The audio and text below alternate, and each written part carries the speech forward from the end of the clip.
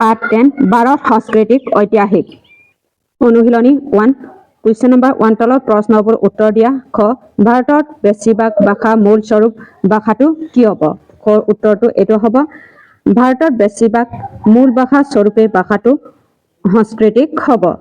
খটো সাংস্কৃতিক ভাষা কিয় দেৱভাষা বোলা হয় এটো হ'ব খৰ উত্তৰটো এটো সাংস্কৃতিক ভাষা অত্যন্ত চহকী আৰু প্ৰাচীন কালত এই ভাষাত দেৱতাসকলৰ ব্যৱহাৰ কৰিছিল বুলি বিশ্বাস কৰা হয় এইহে ইয়াক দেৱভাষা বোলা হয়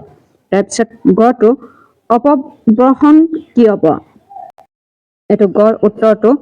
গহ হত আহয় হল প্ৰাকৃতিক ভাষা আন এক উল্লেখযোগ্য সৃষ্টি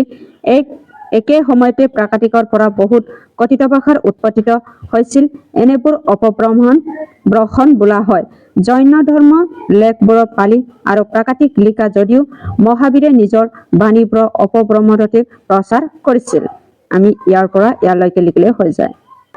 কুৱেশ্যন নম্বৰ 2 অংগম সাহিত্য কাক বোলে এই সাহিত্যবোৰ অন্তৰ্ভুক্ত মহাকাব্য দুখন নাম লিখা এটো কুৱেশ্যন নম্বৰ 2 প্ৰশ্ন উত্তৰটো এটো হ'ব এটো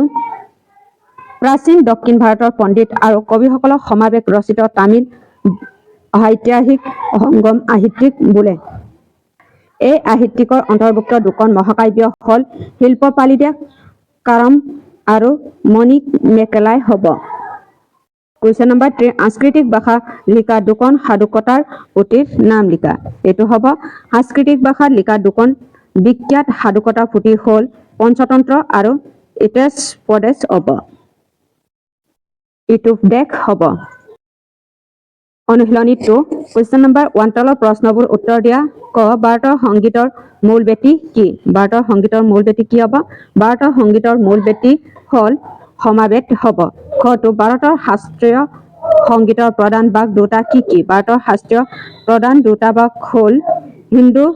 হিন্দুস্তানীয় শাস্ত্ৰীয় সংগীত আৰু কৰ্ণাটকীয় শাস্ত্ৰীয় সংগীত হ'ব গটো কালিদাস ৰচনা কৰা দুখন নাটকৰ নাম লিখা গৰ উত্তৰটো কালিদাস ৰচনা কৰা দুখন নাটক হল অভিজ্ঞানমহা শকুন্তলম আৰু মালবিকা অগ্নিমিত্ৰম হ'ব গড় উত্তৰটো সমৰ কলাৰ লগত জড়িত দুবিধ নৃত্যৰ নাম লিখা এটো হ'ব গড় উত্তৰটো সমৰ কলাৰ লগত জড়িত দুবিধ নৃত্য হল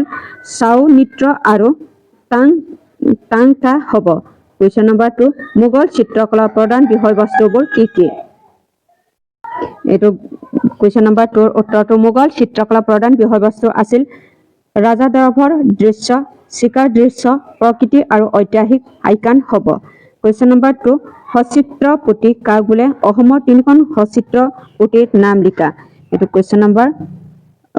3 উত্তৰটো যিবোৰ হাতে লিখা পুথি কাহিনী বৰ্ণনাৰ লগত সংগতিত ৰাখি হাতেৰে হকা ছবি তাকে এইবোৰক